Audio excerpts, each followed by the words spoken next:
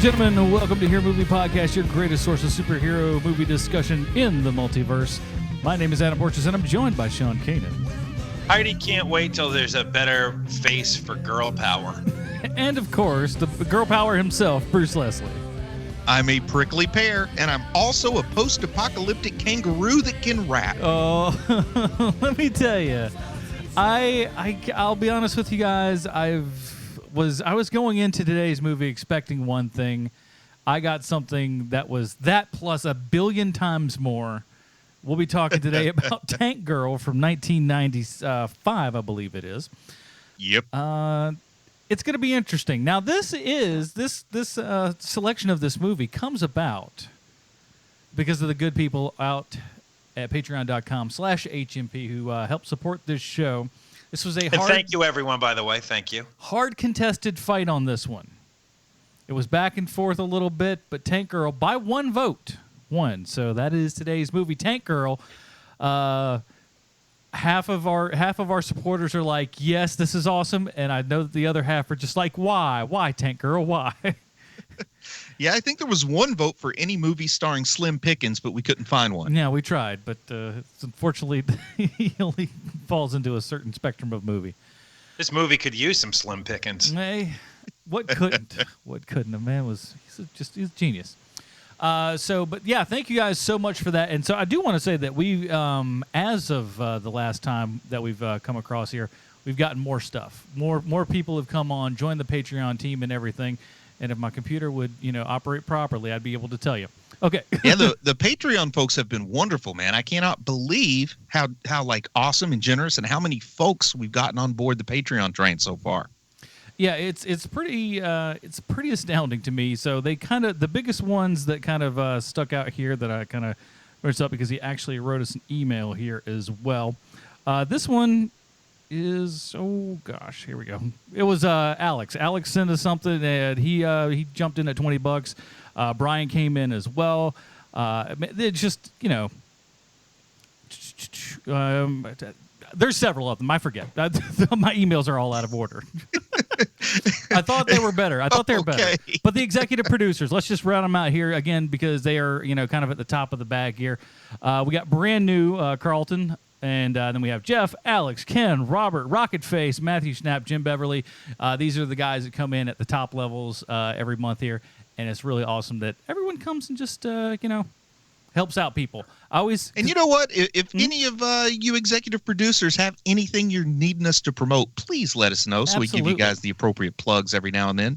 Oh yeah, that'd be great. But that's a really great idea, Bruce. And I say this because I like all these guys. Everyone who donates just anything is absolutely awesome. And something that I've decided to do just myself, and I think other people just tell me how this hit you, is basically, we all have probably, if we're lucky, we have about $25 at the end of the month that, we're willing to put anywhere. Me, what I'm starting to do right now is I'm dividing that out, $5 amongst 5 different creators. If everyone could do that for the people that, that they loved, their stuff, imagine how many people could have, something to continue going on with all of their, whatever it is that they're doing. Think about that. Just, I'm trying to decipher from the portraits what you just were trying to say. What were you trying to say there? It's a hippie idea, I think you're saying it doesn't take much money to have a big impact. Exactly, hey, exactly. And if you spread it around to different creators, like everybody can grow. I don't know. It's real. Or just give it all to us. Just exactly. If you don't have 4 other people that you like, just give us all that money. That's fine with us too. I ain't gonna fight you. You'll want me to, but I'm not gonna. It won't happen. I'm a pacifist that way. So Patreon, let's move this train on down the tracks. Let's keep moving. Patreon.com/HMP. So this one's from Jeff. He was one of the new ones. Hey guys, so I initially found this from Heroes and Villains and have now made it through all of the episodes. You guys are a trifecta of awesome. Sean's humor and insight, Bruce's ridiculously unfair amount of knowledge, and Adam's role as the glue that holds it all together make this a can't miss every week. After going through all the episodes, I had no choice but to become a member of Patreon. You guys are awesome. Keep up the good work, and thank you for all you do. No, thank you, Jeff. coming in there. Jeff, man. Somebody's getting a high five if I ever see. I'll tell you that right now. Good times, boy. It is good times. Well, all right, let's jump into it. Like we said, because of the Patreon, folks, they have chosen for us this week Tank Girl. Let's go ahead and give a listen to the trailer.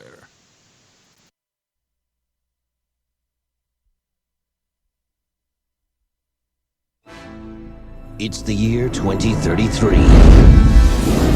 There's no law. No mercy.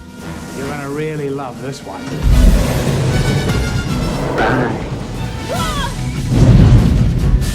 And no water.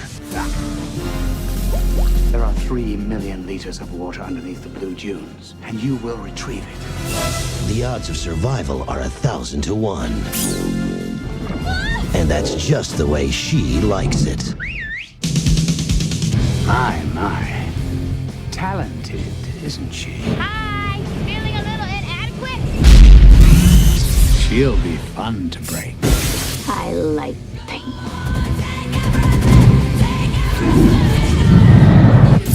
Lori Petty. Did I hurt you yet? Ice-T. Turn this boat around and you're gonna get us all killed. And Malcolm McDowell. Just how many of my men did you kill? United Artists Pictures presents Just say, I won. I won. Tank Girl. What's it like knowing you're about to die? You don't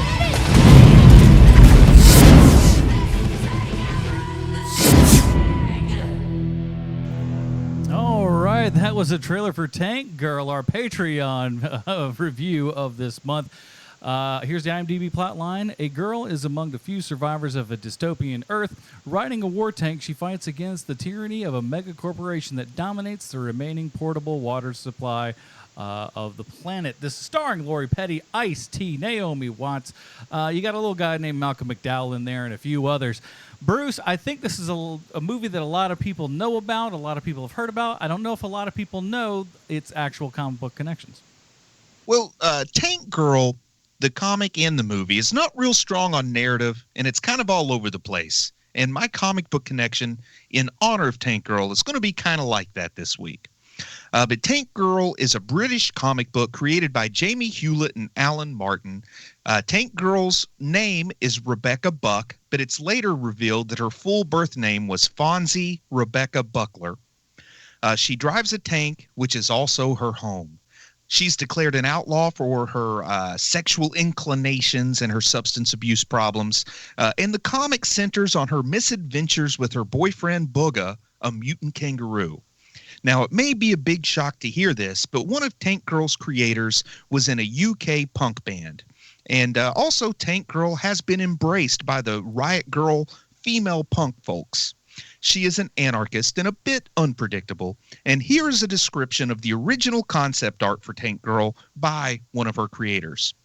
She was a grotty-looking beefer of a girl brandishing an unfeasible firearm. One of our friends was working on a project to design a pair of headphones and was basing his design on the type of tank used in World War II. His studio in Worthing was littered with loads of photocopies of combat vehicles. Alan Martin pinched one of the images and gave it to Jamie, who then stuck it behind his grotty girl illustrations and then added a logo which read Tank Girl. The Tank Girl series first appeared in a fanzine called Adam Tan in the 1980s, but the first commercial publication was Deadline in 1988. She quickly became popular as a cartoon mirror of the growing empowerment of women in punk rock culture. Officially licensed Tank Girl underwear were produced to support a protest against Margaret Thatcher's anti-gay legislation. I wish I could come up with some appropriately cheesy pun for counterculture knickers, but I can't. However, I heard Keira Knightley say knickers once, and it was adorable. Now, Penguin, the largest publishing company in Britain, bought the rights to collect the strips as a book, and before long, Tank Girl had been published in Spain, Italy, Germany, Scandinavia, Argentina, Brazil, and Japan, with several U.S. publishers fighting over the license. Finally, Dark Horse Comics won, and the strips were reprinted in color. And I want you to know that I spelled color with a U for those fans in the UK. Now, some trivia about Tank Girl. Her first words were cauliflower penis.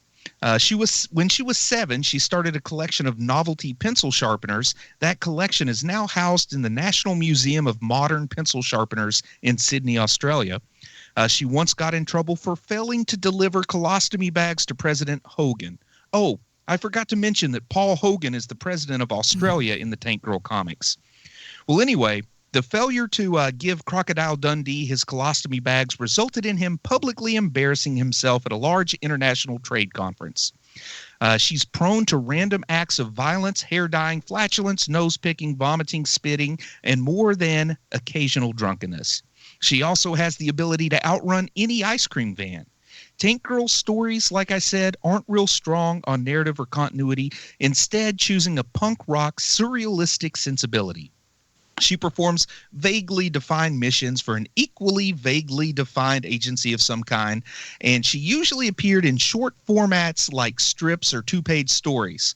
Also, Tank Girl owes a creative debt to the 1984 film Supergirl, because after seeing that movie, Martin and Hewlett had gotten into the habit of appending girl to various characters or people. So that drawing that I talked about became Tank Girl in honor of 1984's big screen Supergirl. Now, in the series, her associates include Subgirl, Jet Girl, and Boat Girl. So a short-form comic that was inspired, at least in part, by a bad movie may not be the best choice for Hollywood to bring to the big screen. I won't show my hand soon, but the creators of Tank Girl, Martin and Hewlett, were reportedly dissatisfied with the film. People being dissatisfied with comic works? No, not. But yeah. I'll be honest with you, Bruce. I mean, this sounded exactly like, what we saw on screen. I don't know how what your beef is, but you shouldn't have one. It's good. Oh, yeah, man. Yeah. That's what happens. You just throw a bunch of stuff together that stands alone just fine. You put it all together and it's a mess. It sounds like the subtext of the comic, there's an actual subtext to all the comics, but there's the subtext of this movie isn't this girl awesome? Yeah, there might be something to that. And something else that caught my attention too, the animated sequences and like the animated transition screens, I guess you would say. Comic book movies do this a lot, and for some reason, most of them don't actually use the comic art, and that always bugs me. And this is another one of those where, the comic art was so popular they decided to make a movie about it, and then they decided it wasn't good enough for the said movie. Yeah, there's a lot of choices in this movie where it just leaves you scratching your head. Yeah, and before we really go into damning this movie, because it feels like we all are about to, I want to start off by saying that I understand that this movie is in the sweet spot for some people where they love this movie and they love the character of Tank Girl in particular, because it's one of those movies to me where like, I have that friend who loves the movie The Shadow, even though they know that it's not a good movie, but there are people who absolutely must love this movie Tank Girl, because it's in that sweet spot where you were probably a kid, it was probably on HBO, and you watch it and you were like, oh my God, I can't believe that this lady is saying this stuff. And so I get all of that. But as a free-thinking, fully formed adult watching this movie, all I kept thinking about, as I said in the pre-show here, this movie feels so lazy and thrown together that you have elements of a really great movie here, and you decided not to do any of that. And I also think that maybe there's some people that put this movie in that aforementioned sweet spot because they really like Lori Petty.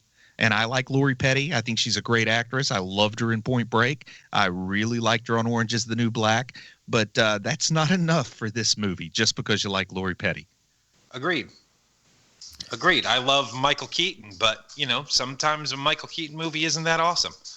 And you had mentioned that, maybe there were some folks that when they were a kid, they saw this on HBO because this movie is R-rated. And I wonder if this wouldn't have worked better if it was packaged as a PG-13 and they dressed it up to be kind of like a Turtles movie. You know what I mean?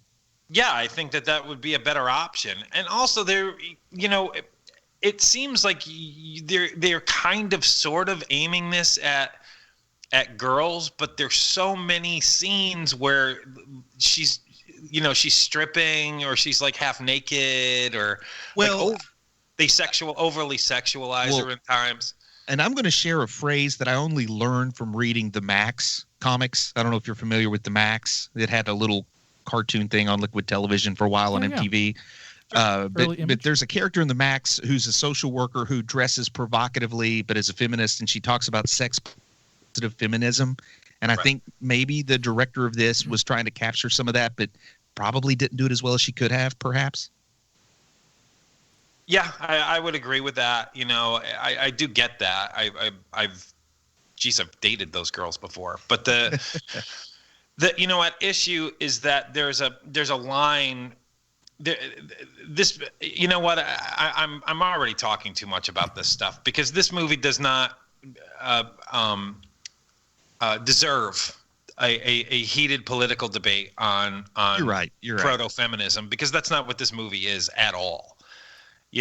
When you have kangaroos doing beat poetry in the third act of your movie, you don't have a movie. Well, it's not just any kangaroo. It's the kangaroo with the best voice in all of kangaroodom. That's right, my brother. I knew we would get it.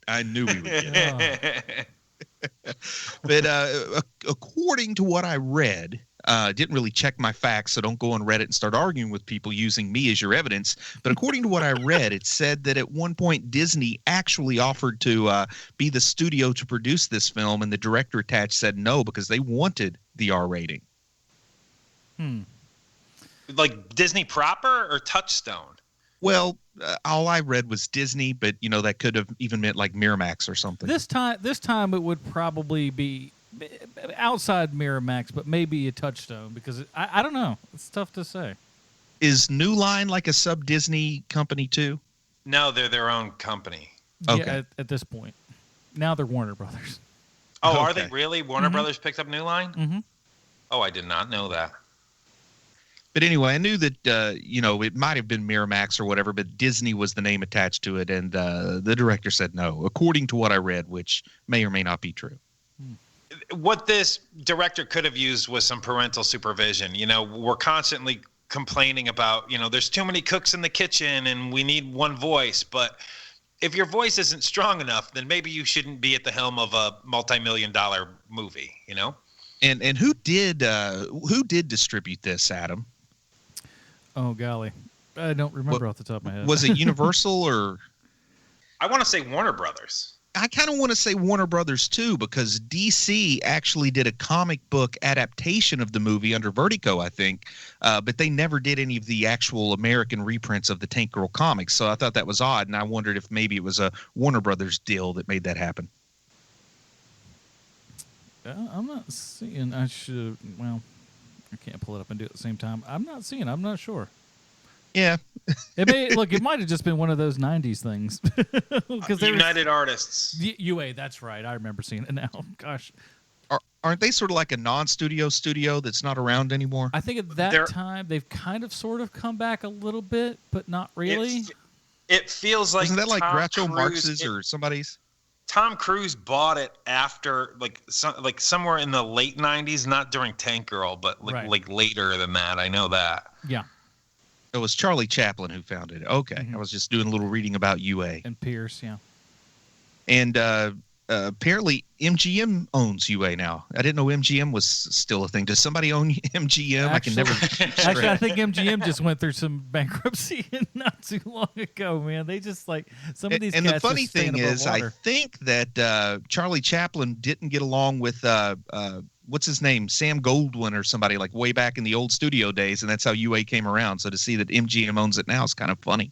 Isn't this amazing? Sam Goldwyn got the last laugh. Take that, the little tramp. Well, oh man, I don't want to mention which was the one that had the disability. It was actually Metro Pictures, not Goldwyn, but the guy that owned Metro Pictures before they were MGM.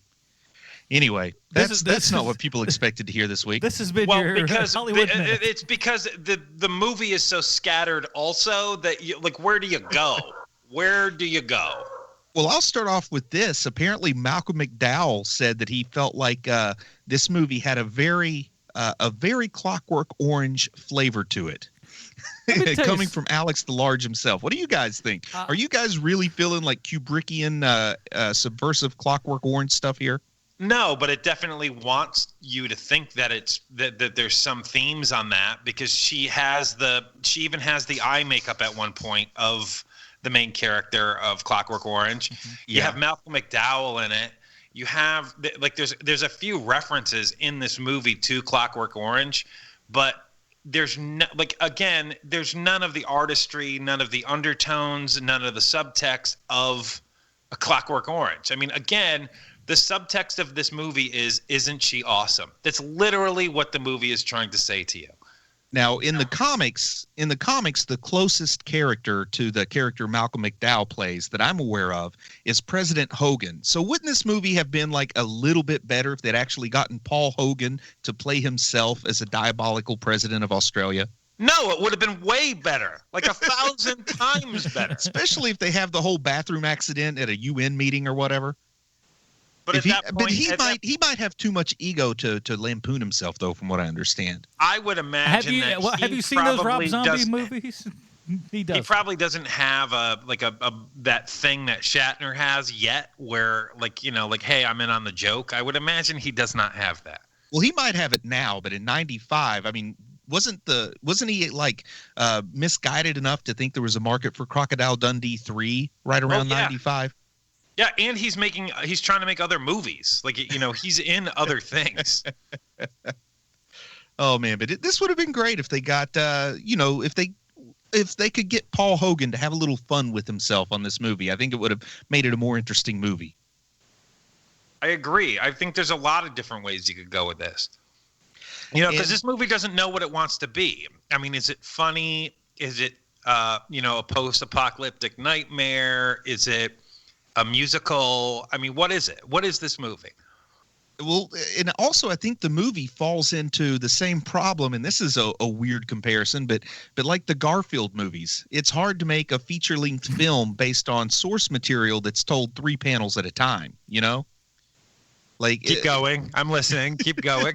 So if this movie had maybe been, maybe been organized differently, like this maybe – because of the punk rock aesthetic of the source material, could have worked as a low budget, like a la Rock and Roll High School, which is what I think of as a tongue-in-cheek, cheesy punk rock movie that worked. It wouldn't have made as much money as it made being a studio production, but it also wouldn't have cost anywhere near as much to make. What I'm thinking about is something like Sharknado, where they're in on the joke with you. They know what they are. They make those movies for $11 in a book of McDonald's coupons, and that's where Paul Hogan would have come in handy if they went to Sharknado. Absolutely, man, absolutely. But again, this movie doesn't know what it wants to be, and it's sloppy, and it's there's so much money thrown at this movie, and it's spent in the wrong places. Take it. Do you know? Take a guess how much. How much this movie cost? Budget for this bad $80 million. And you said it's 95? 95. I'm gonna guess $30 million. Ooh, very close to the thing. 25. Yeah. Well, that's less than I thought, because it was kind of heavy on the the production design, and they filmed it all, believe it or not, in the U.S. Like when I'm watching this, I just assume immediately this is all being filmed in Australia. Where a lot of things that need big expanses of desert are filmed, but this thing was filmed in New Mexico and Arizona. Wow, really? I did not know that. Only grossed to $6 million though, so did not make any money. But if they'd made it for $250,000, that would have been a heck of a return. Well, exactly. You could make this movie for all you need really is the tank and a desert. That's what you need to make this movie right. Yeah. And, how much did, of course, you'd have to adjust a little bit for inflation, but how much do you think George Miller spent on the original Mad Max? Well, that is a very good question, sir, but also keep in mind the original Mad Max is, I understand, a beloved movie. The first Mad Max is very, very boring. The reason why everyone loves Mad Max is because the end of that movie. It's got a great third act. But I mean, this could have worked in that gritty indie Aussie cinema style, and it wouldn't have cost a lot to make. And I'm going to say, Mad Max is not significantly worse than this movie, I suppose. No, it is a far better movie for sure. And also, I love the idea of doing that for Tank Girl that they do in Mad Max, where people are speaking English and there's still subtitles to it anyway. I love that. Yeah, that is such a great idea. I love it, man. I love it. And, of course, they probably couldn't have had Lori Petty if they did that, but that's okay. You know, like I said, Lori Petty's great. She would have found something else to do for that 3 months or so. Maybe Point Break 2 would have been made if not for this movie.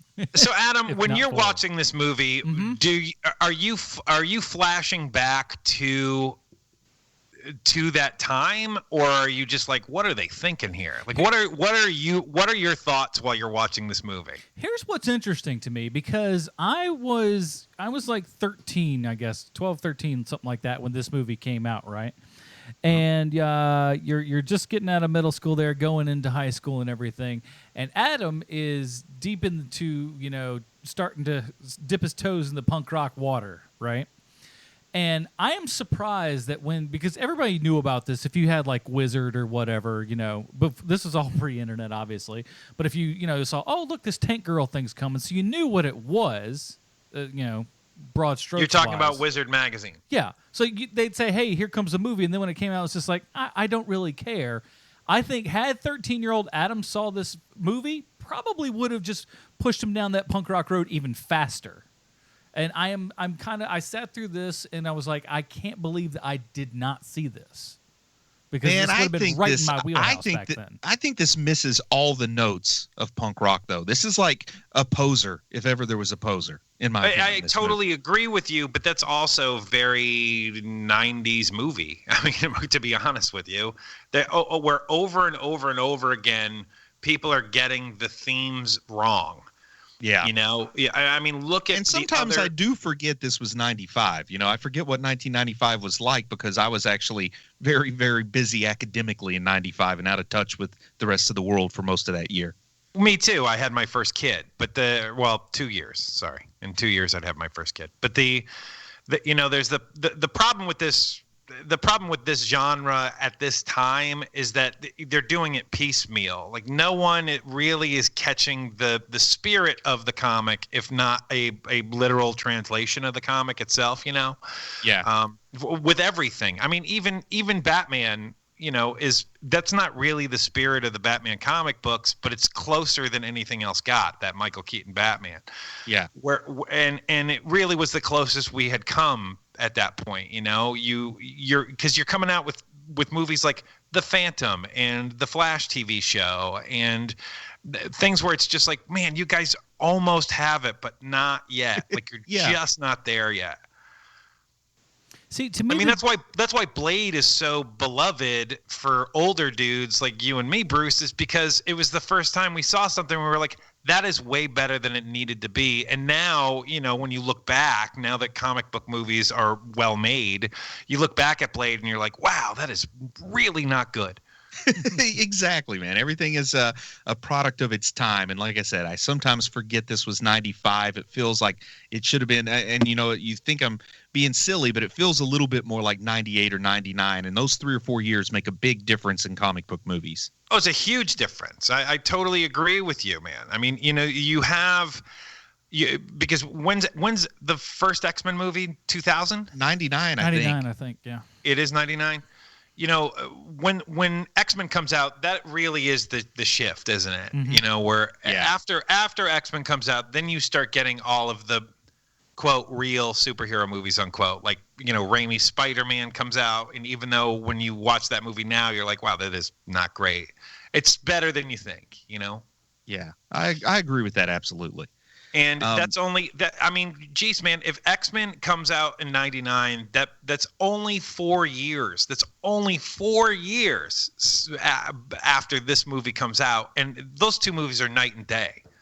Now, I guess what would really, in my opinion, illustrate how much of a difference those 3 years make, not just for comic book movies, but just the way that pulp pop and pulp culture are interpreted as a whole. There's the scene with Jet Girl, Naomi Watts, and Lori Petty, where the prison guard's trying to sort of force Naomi Watts into doing something she doesn't want to do. Tank Girl walks in, kisses Naomi Watts on the lips, and it disgusts the prison guard. In 1999, that prison guard is not being disgusted by that. You know what I mean?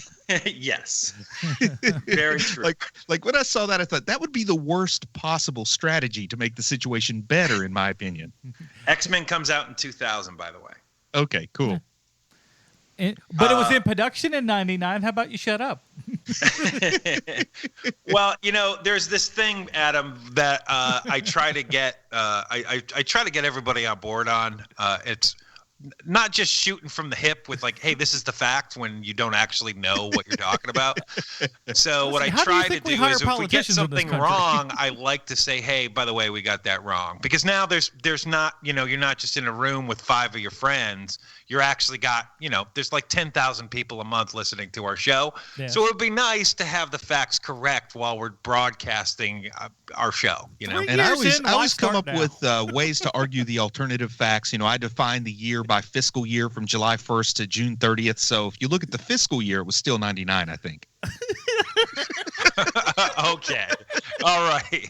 No, for a very long time, because of my chosen profession and academic endeavors, my year does run from July 1st to June 30th. So sometimes the years will blur, which was it 99 or was it 2000? Was it 98? Was it 99? That happens to me a lot. It's called the Leslerian calendar.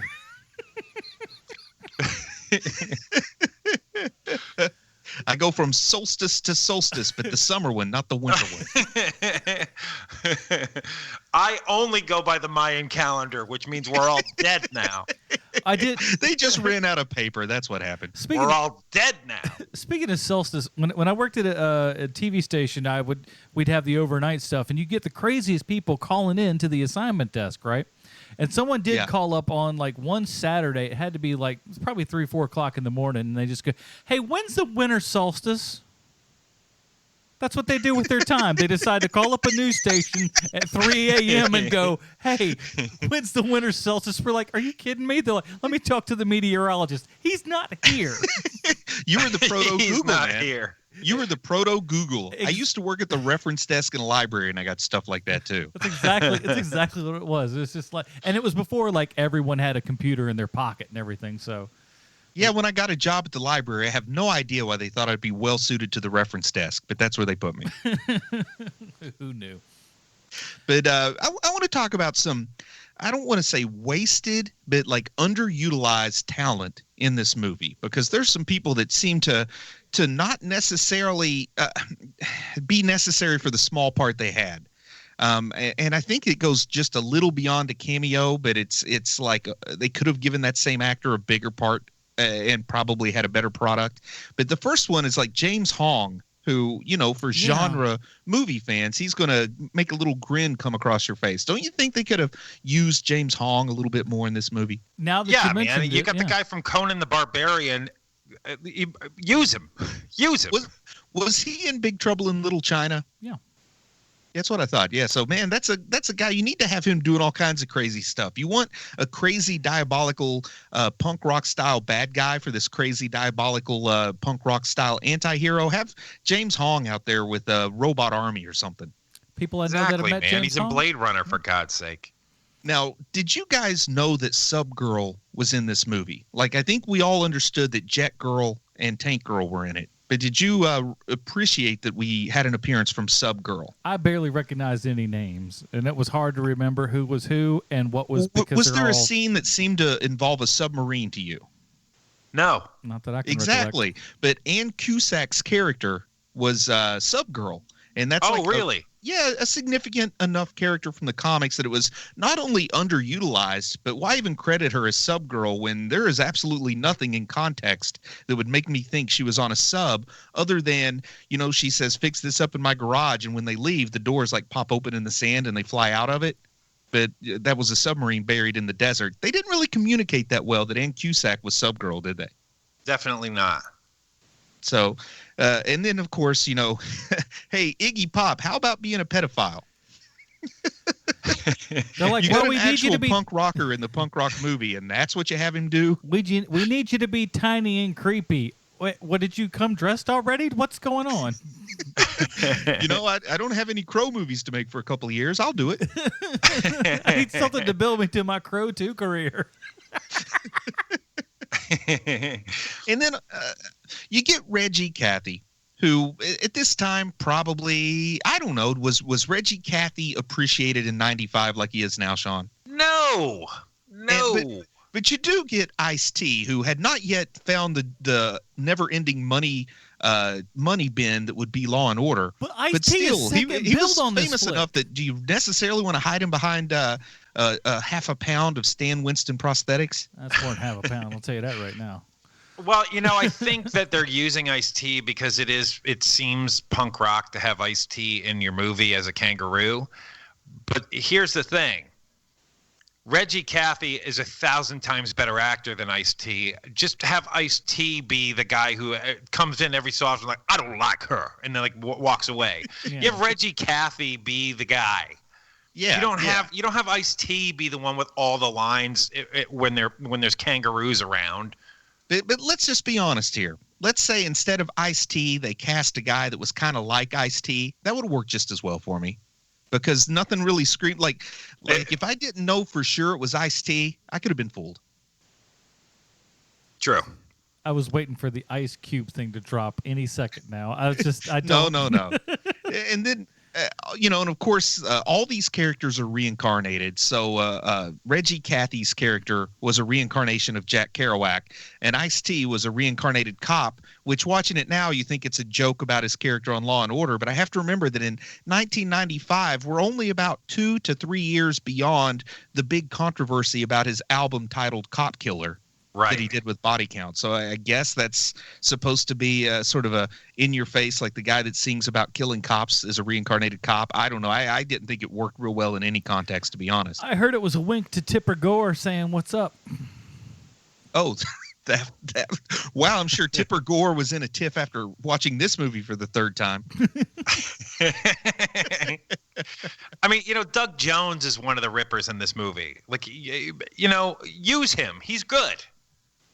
And all I'm waiting for is how do you not put John Stamos in here so it can be Jesse and the Rippers?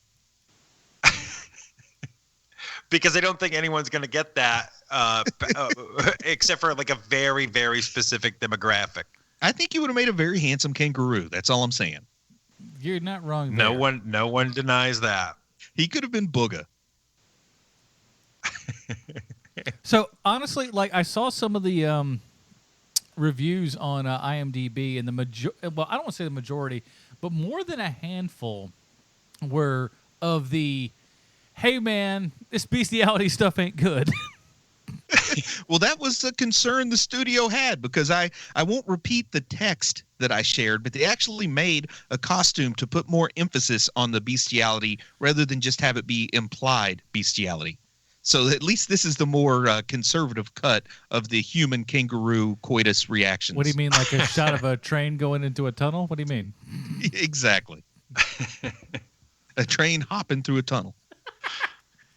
I don't know. Like this whole movie is just the most bizarre. It's like it's almost several sketches, but smashed into an entire movie.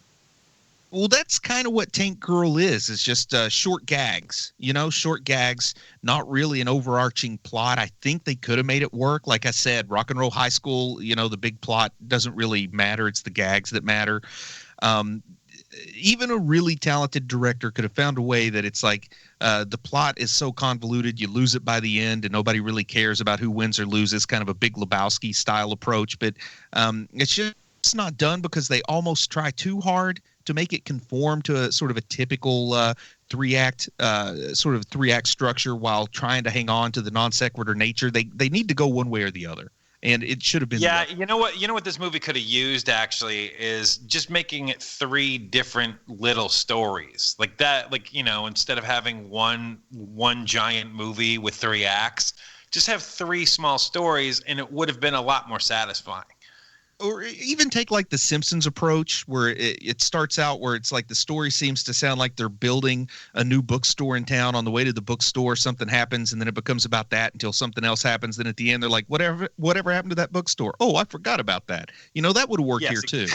That would work too, for sure. Hey, what happened to that big bad guy in the desert? Oh, I guess he's still there. I don't know. Who cares about him? Instead, they decide what we really want is a Cole Porter musical number. A very large one too, like old Hollywood style, massive musical number in the middle of this movie. Which, don't get me wrong, the middle of this movie needed something, but this was not it. And I want to talk a little bit more about the R rating, because in 1995, if I was going to see an R movie, I know that there are a couple of different reasons. There can be violence, there can be disturbing issues being dealt with, or there can be nudity. And based on the movie poster, based on whatever trailers I would have seen, I would have went into this thinking that I'm not expecting an R-rated movie for language and violence. I'm expecting a little more, sensual entertainment than what we got here. I was going to call it Bob Bob Boom. And now we have the name of your next book, the title of your next book, Sensual Entertainment. I like that. That's the name of my band, man. I'm going to get Eddie Murphy to sing back up. Ladies and gentlemen. Put your hands together for Sensual Entertainment. This movie, again, I know we're going off the rails here. If you're just listening to this, hoping for a regular, like a regular beat by beat breakdown, tough. It's impossible to do with this movie because it's just everywhere, all over the place. Well, I still want to talk about that Cole Porter musical number because, once again, seems like an odd choice for this movie. But, they had like the punk rock remix, like the lady starts out singing it kind of traditional, then it turns into a big production with the apocalyptic Rockettes out there and everything. And that punk rock remix was sang by Joan Jett and Paul Westerberg, which at least they had some, I think those are good choices if you're going to do a punk rock remake of one of the classic standard songs. Yeah, the whole movie could use that, actually. Because around 1995, I still had quite the dyslexic heart, so it was just nice to see Paul Westerberg getting some work since the movie singles came out. Oh, Paul Westerberg. Yeah, and then, this movie probably should have introduced the Ripper sooner. And not really worried about what the missions were. Get a better bad guy. Make James Hong your bad guy. Give Ann Cusack a little bit more to do. And probably take out the whole creepy Iggy Pop and the schoolgirl thing. And also this worst imaginable torture that they can come up with is being slid down a tube. That seems like a lot of work for don't get me wrong, it would be unpleasant, but you got to build this big, 300-yard long tube. You could probably do the same thing with just like a little casket or something. Yeah, it's the old Austin Powers. Just give me a gun. I'll shoot him right here, right now. Or they could have gone Austin Powers with it and had it pay off because, he said the tube gets narrower and narrower, and just have her come out looking like a spaghetti noodle at the end and blow into her thumb and reinflate herself. That's what the comic would have done. Now, depending upon the amount, the size and how quickly it goes down, she might just end up going just kind of to a nice soft stop. I don't know. What's the degree of the tilt on that bad boy? All I can think of is just if she slows down enough, it'll be a nice little cozy stop there. It won't do nothing to you. And I got to tell you, man, never underestimate my disinterest in manual labor. Because if I was on a chain gang and they said, you work harder or you're going in the tube, I'd be like, you know what? Tube's not so bad. I'll stay down there till I really got to go to the bathroom pretty bad. And then I'll say, okay, I'll work for a little bit, go to the bathroom, get back in the tube. Send me to the tube. I remember, one time I was given the task of mowing the grass in the backyard one summer, and I wasn't doing a very good job. So my dad thought he would shame me by having my cousin, who was 2 years younger, go out there and mow the grass and make me watch him do a better job than me. Got to be honest, best punishment ever. I loved it. I was punish me like this all the time. I don't clean my room, make me watch my cousin clean my room. Don't do my chores. Let me watch my cousin do my chores. Perfect punishment. We had that in gym in like middle school. We would like, they would dress out and everything. Then we'd like mess around. And they're like, hey, quit it. We're going to make you dress back in. And we were like, all right. So we just kept being jerks. And they were like, all right, go change your clothes and go sit on the bleachers for the rest of the period. Like, this is the best thing we've ever done. You guys, we have completely different lives. Our lives are so vastly different, I can't even tell you. You never got the backyard mowing punishment? No, I just mowed it. And, the funny thing is, because growing up in Connecticut, you mow the yard, and my parents have, a pretty small yard, so it's not that big a deal. But the hard thing was shoveling the driveway, because you have to shovel the driveway constantly. Yeah. And so I am shoveling the driveway until I leave to move on with my life, not living with my parents anymore. And literally the year I leave, parents buy a snowblower. I couldn't believe it. That sounds about right. I was so red hot when it happened. The closest I came to that is my family never got HBO until I went to college. How did you ever make it? Man, I'm going to peel back the curtain a little bit. My house didn't have a VCR until after I went away to college. And that's, I didn't go to college like that long ago. I mean, everybody else had a VCR. Grandpa Bruce, tell me what the covered wagons were like. Speaking of old people, isn't it awesome that Naomi Watts looks better while she's older? Even that lady's just getting better looking, in my opinion. You know what? She's starting from a pretty good spot, so I'm going to call it a wash. I'm not going to say that.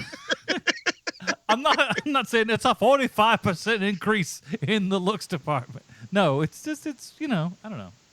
It does appear that she's drinking the blood of babies or something. Yeah, because exactly. She looks the same. Yeah, I'm sure. Charlize Theron's doing that right now. Like, there's a part of me, the first time I had seen this in a while, and I saw Naomi Watts was in it, and when I saw this movie in the past, I didn't know who Naomi Watts was, but when I saw it again, saw her name pop up in the credits, I'm like, oh, I didn't know she was in this. I don't remember. I'm going to have to see who she played. So I assume she's the little girl that's like 10 years old. I'm like, that's what I assumed as well. Yeah, and then I found out, oh, no, she's Jet Girl. Yeah. Yeah, she's like 60 years old, but she looks like she's 20. Man, she must live next door. Is she Australian, Naomi Watts? Yes. Yeah. Okay, so she must live next door to that lady that used to be married to Tom Cruise. I can't think of her name right now, but she Nicole still Kidman. She still looks pretty darn good for 72 years old or whatever she is. I was waiting for the shoe to drop with that when you just go Nicole Kidman and you go, no. I'm talking about Mimi Rogers, buddy. Mimi Rogers looks wonderful. She don't look a day over 72. All right, so I'm gonna. This is tough for me because I had every single emotion watching this movie. I mean, it's even indigestion. A little bit. But I was just so it starts out and I'm just like, oh, I see what they're doing. Oh, this is terrible. Wait a minute. Are they aware of what they're doing? Maybe no, they can't be. But it's got to be. Maybe they are. And I just kind of went through that just left and right and center. And by the end of it, I go, no, they definitely know what they're doing here. I don't think anything that's on screen is done I don't want to say a joke per se, because it feels like it is also a joke at the same time, but was done specifically, They weren't just being crappy. They were kind of almost being crappy on purpose. Okay. I don't believe that. I don't think that that's what that is. I think that it's I think it's someone who isn't doing their job. It's someone who's like, you know what, that seems pretty good. That's good enough. That's literally what this movie feels like. It's not someone like, hey, isn't it super punk rock if we don't care? Like, that is not what this is. Because not caring means that you're not going to put in the money for these things. You're not going to put in the money. Like, I can't even imagine what Lori Petty is like on set, but I'm imagining it's not wonderful. I'm sorry I keep cutting you off, Bruce. Well, to me, it feels like what I would say, to put it in more modern terms, it feels like somebody who really, really likes Harley Quinn T-shirts, really likes some Harley Quinn action figures in their collection, but hasn't actually read any Harley Quinn comics, doesn't really know what the character's about, saying, yeah, I love Harley Quinn, I'm going to make the movie. I feel like this person saw some Tank Girl tattoos on some lady friends or something. Maybe this person looked at a couple of strips, just like the aesthetic, and thought they understood the character without really understanding the character. That's how I feel. Well, the writer who isn't one of the writers of the source material is this guy named Teddy Serafian. And his biggest credits besides Tank Girl are Terminator 3, Rise of the Machines. Mm-hmm. Excellent movie. No. I'm sorry. I have to disagree with you. And a bunch of movies like Grind, or like a bunch of stuff that looks like schlockbuster movies, where it's like, hey, Poltergeist is a thing. Let's make a movie called Altergeist. Yeah, gotcha, man. Transmorphers. Yes, exactly. Only he actually wrote something called Altergeist. Oh, I thought you were just going up with the most ludicrously absurd illustration. Nope, the reality was the craziest thing. Oh, man. Well, and also I put a lot of, I don't know, I don't want to say, I guess blame's the only word, but I put a lot of this at the foot of the director, because at the end of the day, that's the person who maybe could have turned this into something a little bit better. Rachel Talalay, and her biggest credit besides Tank Girl is Freddy's Dead. Okay, well, Freddy's Dead. Is that good, Adam? I don't know if I remember it. No, it is not. Okay, so there we go. But, put this in the hands of someone maybe who gets it, like Catherine Bigelow. This would have been a different movie. Absolutely, it would have. And, she's one of those people also that now is a television director. So she directs Sherlock and The Flash and Supergirl and Legends of Tomorrow, all that stuff. To me, that says something about her, right? Because, she's got, like, after this was just, like, mega TV for her. So, she knows how to deliver. Yeah.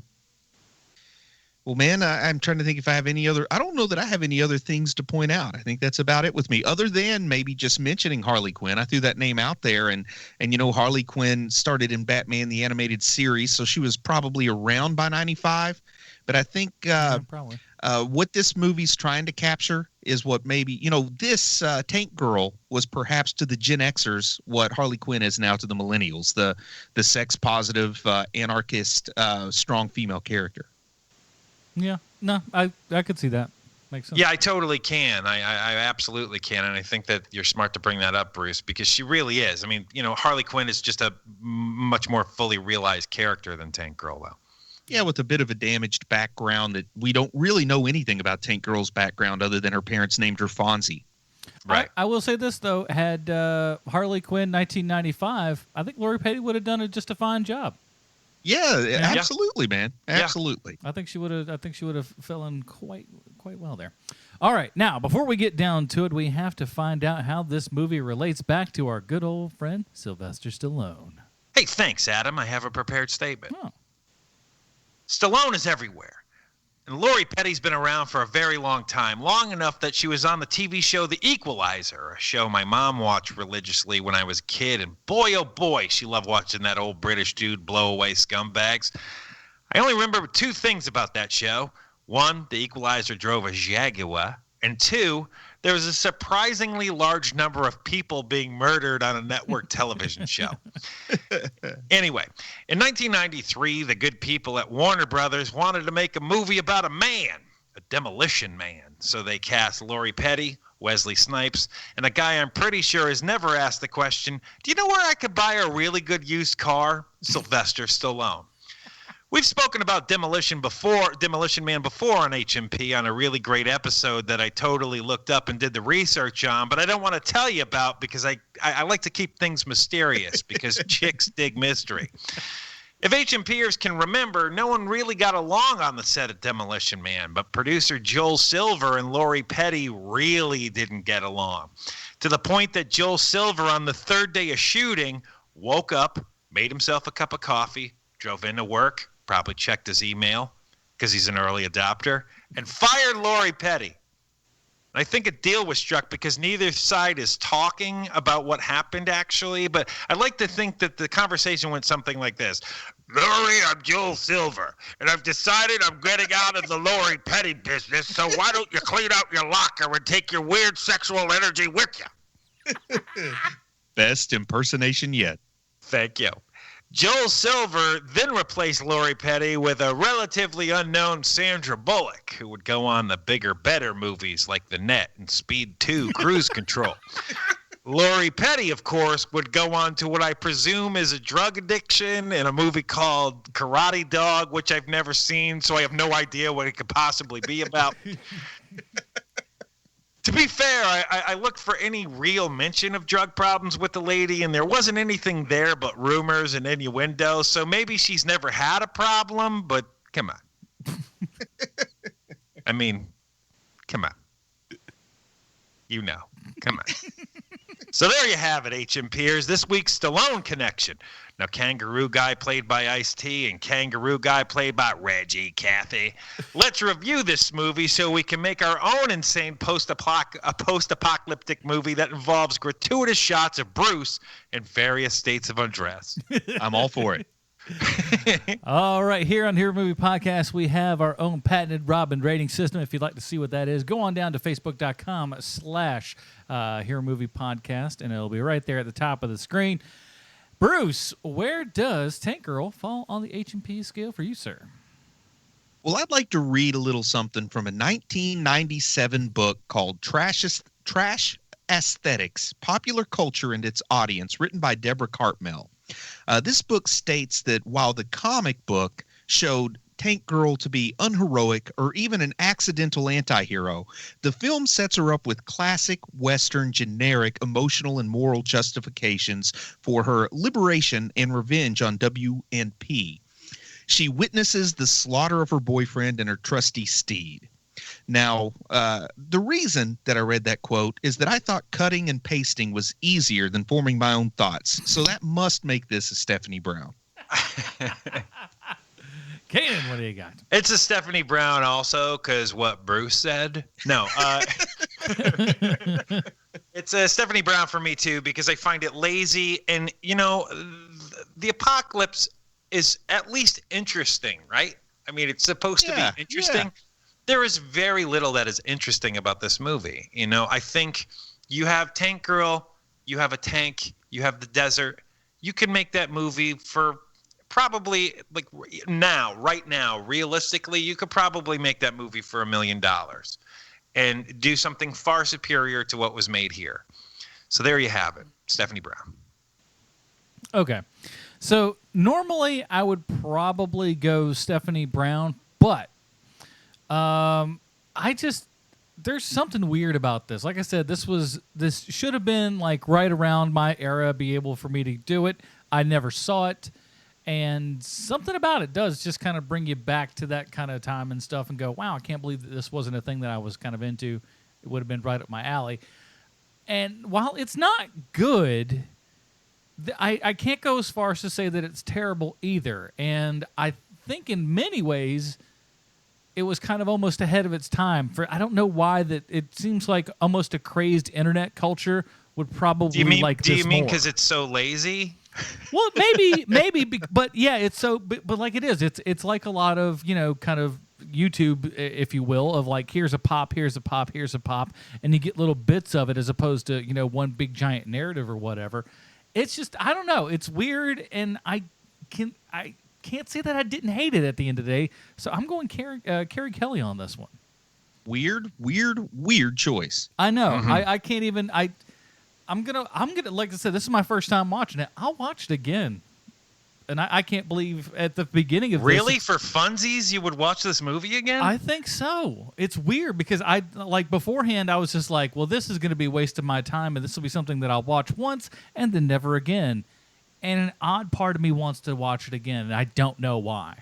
Hey, some people pierce their eyelids for fun. Some people watch Tank Girl a second time. Hey, At the end of the year, we need to ask Adam how many times he's seen Tank Girl. You know what? I'm making a note right now. Good. All right. Well, that is it, everybody. we did it. We got through the month, and thank you to everyone down at patreon.com/HMP for coming in, voting and stuff. There'll be another vote there, and guess what? I didn't forget. You thought I forgot? I didn't forget. I remembered. We got our last drawing, everybody. Oh, and I just want to make an announcement. Before and after the Comic Book Connection, I did not hear a stinger. I've got it. We just didn't play it because we'd forgotten. I've got it. You interpret the rules, Sean. Does he get to keep his eyebrow? Let's hear it. Do you have it? It's time for Bruce's Comic Book Connection.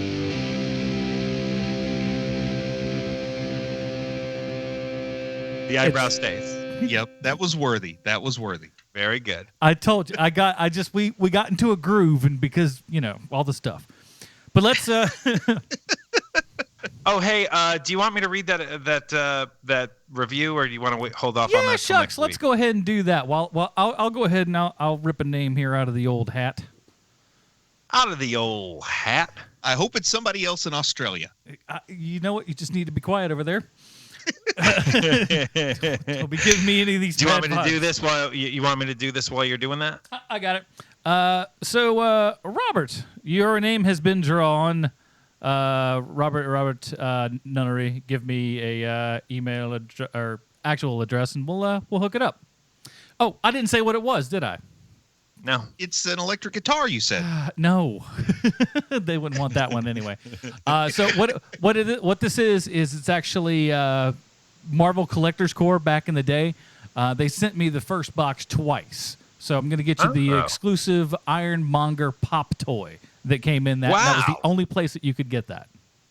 Wow. Wow, man. That is an odd choice for an exclusive Ironmonger, but I like the character.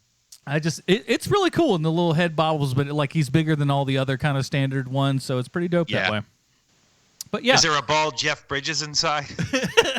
No. Well, not Ironmonger. What's the oh shucks. That's not the War one. Machine or something, or who are you thinking of? Oh, the one in Civil War. Not Civil War. The Hulkbuster. Hulkbuster's what I meant. Okay, Hulkbuster. My brain just went big giant monster. That's why I thought Ironmonger was a really odd choice. No, I guess that's what all I was thinking was big and just transposing this. That didn't make. You're right. It didn't make a lot of sense that way. But that's what it is. Not the other thing. Well, Hulkbuster. You might get taken to court by the winner, Robert Nunnery, because you did say Ironmonger, so you may have to produce that or else go to jail. Listen, lock me up. I'm done. You're doing 15 to 30 for false Ironmonger promises. That's how they get you. But yeah, thank you guys so much for that, and we really appreciated that. Sean, let's go ahead and that's it. We can't do it today, man. We're all out of order. So sometimes we like to take a little bit of time out to talk about how you guys have taken the time out to go and review us on iTunes. I wasn't allowed to read this review, so Sean, what do we got for us? Well, this is a 5-star, aka Humdinger. And this one has spoilers, so it's probably good that we put it at the end of the show. There you are. And it is entitled "Thank You, Adam," and it is written by Random Black Fella. It's literally his name, Random Black Fella. Probably my favorite iTunes name ever, Random Black Fella. He says, "I want Sean or Bruce to read this. I just want to say thank you, Adam, for ruining my day. It was an early Monday morning. I was at work listening to my favorite podcast, HMP. Then I heard Adam say something. These words that came out of Adam's mouth are an abomination to mankind. In parentheses, spoiler alert, he said that Yondu dies in the new Guardians movie. I know what y'all are thinking. Why haven't you seen the movie yet? Well, I tried to see it on opening night, but I got called into work, and I had no more opportunity to watch it. So I just want to say thank you, Adam, for ruining my week. LOL. Here's a 5-star review, a.k.a. Humdinger. Love the podcast." Man, that Random Black Fellow is awesome because he gave us the 5-star Humdinger despite our, what do you call that? Pulling a... what was the thing in the bowling movie whenever you a Munson? Yeah. You got Munson. Yeah. totally got Munson. Here's the thing. Go back and listen to that Guardians episode. We specifically, because we knew it was going to be a new one where a lot of people that hadn't listened to our podcast before grab on board. They always do with the big flicks like that. I specifically even stopped and said, hey, from this point on out, spoilers. You had a warning in there. Just because you didn't hear it doesn't mean that it wasn't there. So, and you knew, we knew about it. It was like 20 minutes into the show. There's no excuse. Sean, do you mind if I give Adam some advice? Please. Just say I'm sorry and move on. All right, I'm sorry. Yeah. There's this thing called choosing your battles, Adam, and this you're is not the hill great we at shall that. die upon. Listen. If you die on every hill, Adam, you don't move forward. But I do have to say, Adam did say, spoiler warning, that there's going to be massive spoilers in our review. He didn't hear it, but he also has a good sense of humor about it. That he still gave us a 5-star review. I don't know how many people would be that charitable. No, it's saint amongst men. So thank you, random black fella. And you know what? I think he's not really random. What, you think he's a ringer? Yeah. He's a ringer. I have bought in a couple of ringers for iTunes reviews, and but by the way, guys, we are almost up to 100. Very, very, very, very close. I think we're like 3 or 4 away. If you haven't done it, just go ahead and do that. We'd be really appreciative of it. Please, so we can keep saying humdinger. It's fun, right? You like it. I like it. Just make it happen, okay?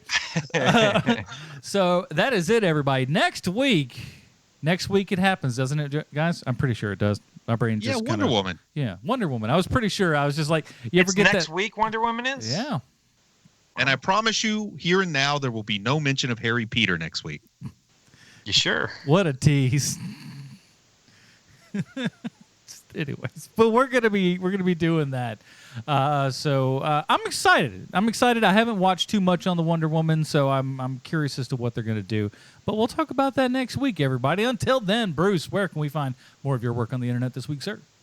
You go straight to Amazon, Amazon.com. Look for Chubby Wizard, Wrath of the Manticore, my 5-star rated book that a lot of people seem to enjoy. Gotten some feedback that says, I liked the first book, but this one's amazing, which is their way of saying, the first book wasn't so good, but this one's okay, maybe. But anyway, you want to check it out. I think it's a lot of fun. Action comedy, $1.99 for the ebook, $7.99 for the paperback. Free to read for people that subscribe to Kindle Unlimited, though I don't know if any of those people listen.